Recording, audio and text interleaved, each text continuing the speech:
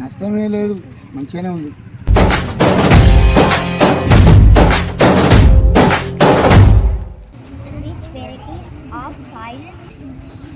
మన మండలంలో ఎక్కువ ఏ పంటలు పండిస్తారని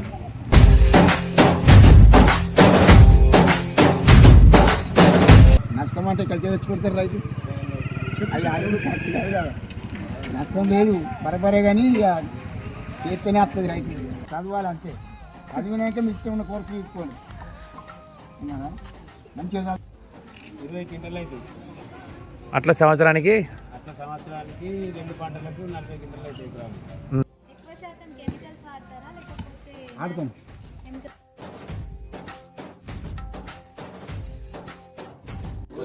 లాభం వస్తుంది, లాభం రాని పంట చెప్తే ఎటు పోతాం మేము?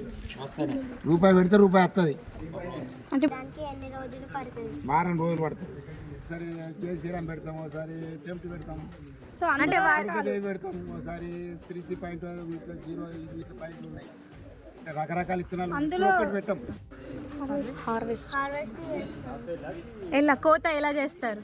హార్వెస్ట్ కోస్తాం. కోత అన్నపు వాటికి దొడ్డు వాటికి ఒకటే రకమైన రూపాయలు ఉంటాయా? డబ్బులా లేకుండా కొంటలేరు ఇప్పుడు. సన్నపి కొంటలేరా? అన్ని వండియచ్చు, పండిస్తేనే ఇవన్నీ అవుతున్నాయి. అన్ని రకాల వండియచ్చు, కానీ కొన్ని ఇక్కడ ఇబ్బందులు ఏంటంటే కోతులు చేయబట్టి మేము ఒక్కటే పంట తీస్తున్నాం. కోతులు చేయబట్టి ఏ పంట పెట్టినా ఉంటలేదు. వరి పంటనే, అది కూడా పొట్టకత్తిన వీక్క తింటున్నాయి.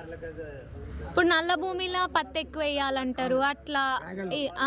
ఇప్పుడు మన చుట్టుపక్కల ఎలాంటి భూమి ఉంది? కూడా పత్తి వేయచ్చు. మన మల్యాల మండలంలో ఎక్కువ ఏ రకమైన భూమి ఉంది? ఎర్ర భూమి ఉన్నది.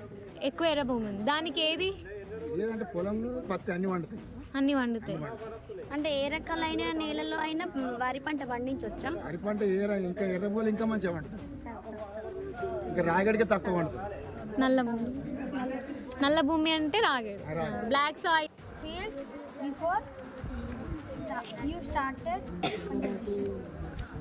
అంటే మీరు కల్టివేట్ అంటే మీరు